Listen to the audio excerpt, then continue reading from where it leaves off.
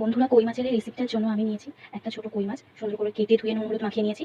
আর এতে সব রকম সবজি আছে, পেঁপে, গাজর, বিনস, রাঙালু, কাঁচকলা, একটা পটলের একটা দানা বাদ দিয়ে দিয়েছি, ঢ্যাঁড়স নিয়েছি, ভেন্ডি, বিনস, সব রকম সবজি মেশানো আছে। আপনারা দেখে নিতে পারেন, আপনারা আপনাদের পছন্দ মতো সবজি দিতে পারেন। কাঁচকলা আর জল নিয়েছি। আর এতে আমি দেবো হচ্ছে অল্প একটু জিরে, গোলমরিচ, আদা কুচি, নুন, হলুদ। আর টমেটোটা আমি গোটা রেখেছি, কারণ সিদ্ধ হয়ে গেলে খোসাটা ছাড়িয়ে ফেলে টমেটোটা তরকারিতে আমি মিশিয়ে দেবো। আমার কড়াইটা গরম হয়ে গেছে, এখন আমি এতে দিয়ে দেবো অল্প একটু সাদা তেল। তেলটা গরম হয়ে গেছে, এখন আমি কই মাছটা ভেজে নেব।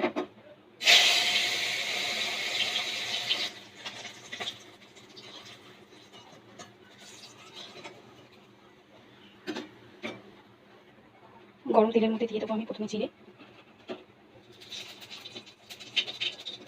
গোলমরিচ, কেটে রাখা সবজিগুলো,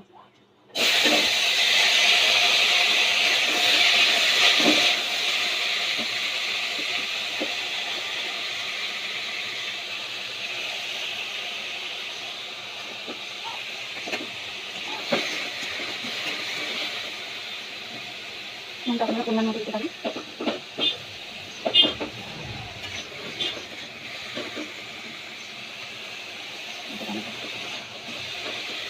আদাটা আমি একটু পরে দেবো, যেন আদাটা দিয়ে নাড়লে তরকারিটা পুরো পেটো হয়ে যাবে।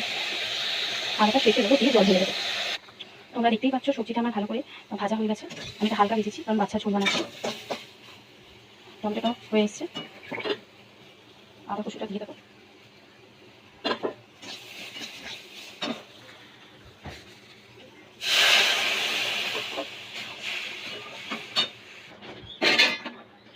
ভেজে রাখা মাছটা আমি ঝোলের মধ্যে দিয়ে দেবো, ঝোলটা ফুটে গেছে।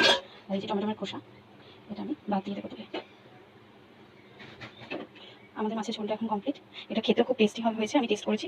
আর দেখতে ভালো না হলেও খেতে খুব টেস্টি আর উপকার, বাচ্চা বড় দুজনের জন্য। আপনারা ট্রাই করবেন বাড়িতে অবশ্যই। আর খেতে কেমন হয়েছে আমাকে কমেন্টে জানাতে ভুলবেন না। ধন্যবাদ।